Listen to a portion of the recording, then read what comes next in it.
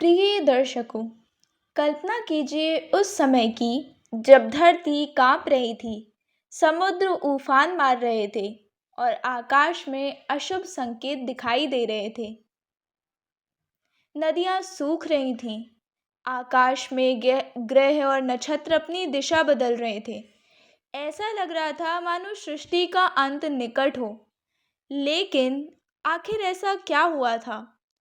कौन थे वे दो दैत्य जिनके जन्म मात्र से तीनों लोकों में भय फैल गया? और क्यों भगवान विष्णु को लेना पड़ा एक अद्भुत आधा पशु और आधा दिव्य रूप? आज हम जानेंगे भगवान विष्णु के तीसरे अवतार वराह अवतार की अद्भुत और रहस्यमयी कथा। बहुत समय पहले वैकुंठ लोक में भगवान विष्णु के दो परम भक्त रहते थे, जय और विजय। वे भगवान के द्वारपाल थे और सदैव उनकी सेवा में लगे रहते थे। एक दिन ब्रह्मा जी के मानस पुत्र सनक, सनंदन, सनातन और सनत कुमार भगवान विष्णु के दर्शन हेतु पहुंचे। वे बालकों जैसे दिखते थे, परंतु ज्ञान और तपस्या में अद्वितीय थे। जय और विजय उन्हें पहचान नहीं पाए और उन्होंने उन्हें भीतर जाने से रोक दिया।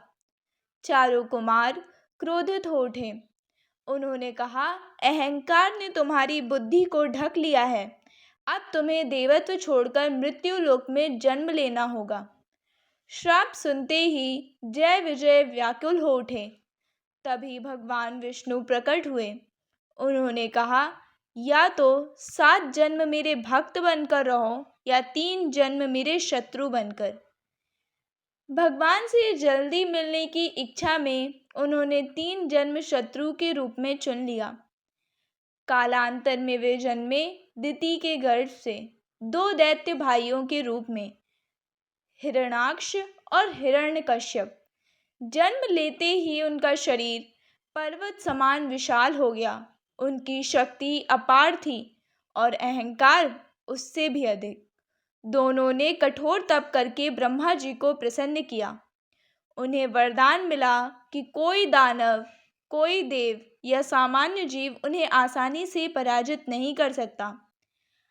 अब उनका अहंकार सीमा पार कर चुका था। हिरण्याक्ष ने स्वर्गलोक पर आक्रमण किया। देवता भयभीत हो गए। इंद्रलोक पर उसका अधिकार हो गया।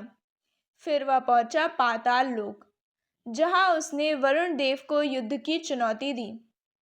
वरुण देव मुस्कुराए और बोले, यदि युद्ध चाहिए तो भगवान विष्णु को खोजो। यही सुनकर हिरण्याक्ष विष्णु की खोज में निकल पड़े। अहंकार में अंधा होकर हिरण्याक्ष ने पृथ्वी को ही उठा लिया और उसे रसातल में ले जाकर छिपा दिया। अब सृष्टि संतुलन खोने लगी। देवता ब्रह्मा जी के पास पहुंचे। ब्रह्मा जी ने ध्यान लगाया। तभी उनकी नासिका से एक छोटी सी ध्वनि उत्पन्न हुई। एक सूक्ष्म वराह प्रकट हुआ। क्षण भर में वह विराट रूप धारण कर लिया। देवता समझ गए कि स्वयं भगवान विष्णु अवतरित हो चुके हैं। भगवान का शरीर पर्वत समान विशाल, दांत बिजली जैसे चमकने लगे। गर्जना से दसों दिशाएं कांप उठीं।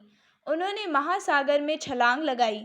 जल की लहरें आकाश तक उठ गईं और वे रसातल की ओर बढ़े, जहां पृथ्वी संकट में थी। हिरण्याक्ष ने देखा, एक दिव्य वराह अपनी दांतों पर पृथ्वी को उठाए जा रहा है। वह क्रोधित हो उठा, अरे पशु, कहाँ ले जा रहा है पृथ्वी को? भगवान वराह शांत रहे।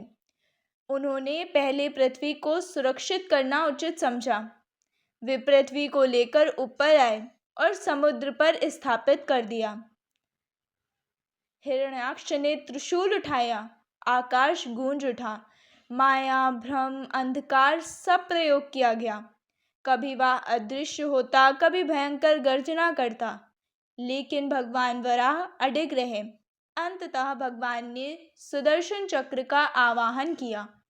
एक दिव्य प्रकाश फैला और उसी क्षण हिरण्याक्ष का अंत हो गया।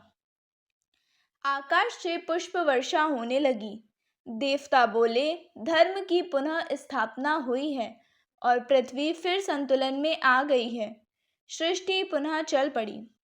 तो प्रिय दर्शकों, वराह अवतार हमें यह सिखाता है कि जब अहंकार बढ़ता है तो विनाश निश्चित होता है, और और जब धर्म संकट में होता है तब ईश्वर स्वयं अवतरित होते हैं। यदि आपको यह कथा पसंद आई हो तो वीडियो को लाइक करें, चैनल को सब्सक्राइब करें और कमेंट में लिखें जय श्री हरि।